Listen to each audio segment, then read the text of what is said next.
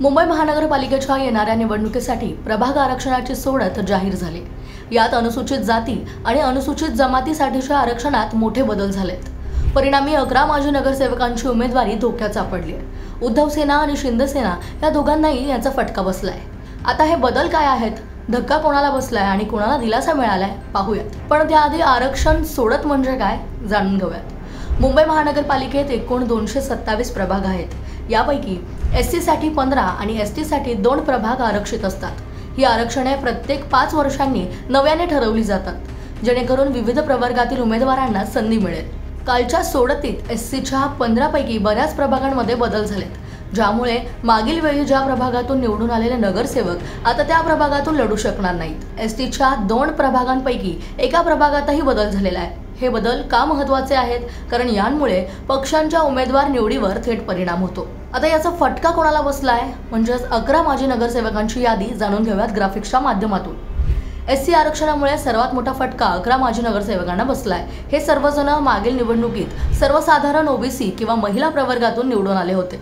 आता त्यांचे प्रभाग एससी साठी आरक्षित झाल्याने त्यांची उमेदवारी धोक्यात आली। सर्वसाधारण प्रवर्गातून लढलेले परमेश्वर कदम वॉर्ड क्रमांक 133, विठ्ठल लोकरे वॉर्ड क्रमांक 141, राजेश फुलवारिया वॉर्ड क्रमांक 151, उपेंद्र सावंत वॉर्ड क्रमांक 118, ओबीसी प्रवर्गातून लढलेले नदिया शेख वॉर्ड क्रमांक 140, गंगा वाणे वॉर्ड क्रमांक 183, अंजली नाईक, वसंत नागशे वॉर्ड क्रमांक 186, अरुंधती दुधवडकर वॉर्ड क्रमांक 215 आणि महिला प्रवर्गातून लढलेली हर्षला मोरे वॉर्ड क्रमांक 189। एसटी साठी 2 प्रभाग आरक्षित आहेत। यापैकी वॉर्ड क्रमांक 121 मध्ये शिवसेनेच्या चंद्रावती मोरे या माजी नगरसेविका होत्या, ज्या एससी महिला प्रवर्गातून निवडून आल्या होत्या। आता हा प्रभाग एसटी साठी आरक्षित राहिला नाहीये, तर वॉर्ड क्रमांक 53 हा नव्याने एसटी साठी आरक्षित झाला आहे। त्यामुळे चंद्रावती मोरे यांची उमेदवारी अडचणीत सापडली। हे बदल का घडलेत? सोडत ही पूर्णपणे यादृच्छिक असते, ज्यामुळे प्रभागांची श्रेणी बदलते।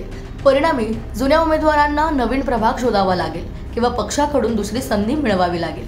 यामध्ये 59 माजी नगरसेवकांचा मार्ग मोकळा झालाय, म्हणजेच त्यांना दिलासा मिळालाय। एकूण 59 माजी नगरसेवकांचे प्रभाग आरक्षण जैसे ते राहिले, म्हणजेच त्यांचा पहिला टप्पा जिंकला गेला।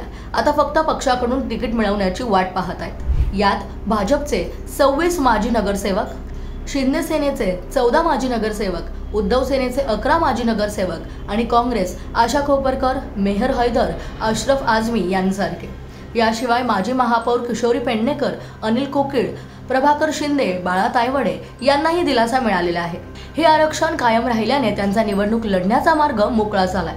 पक्षांवर परिणाम आणि उका कसा बसलाय पाहूयात। हे बदल केवळ वैयक्तिक नाही तर पक्षांना सुद्धा प्रभावित करतात। उद्धव सेनेला या शिंदे सेनेला या दोघांनाही फटका बसलेला आहे, कारण प्रभावित 11 पैकी बरेचसे त्यांच्याशी संबंधित आहेत। भाजपला मात्र याचा फायदा झालाय। 26 जुन्या नगरसेवकांचे आरक्षण कायम राहिले असून एकूणच ही सोडत पक्षांच्या रणनीतीला नव्याने आकार देणारी ठरेल।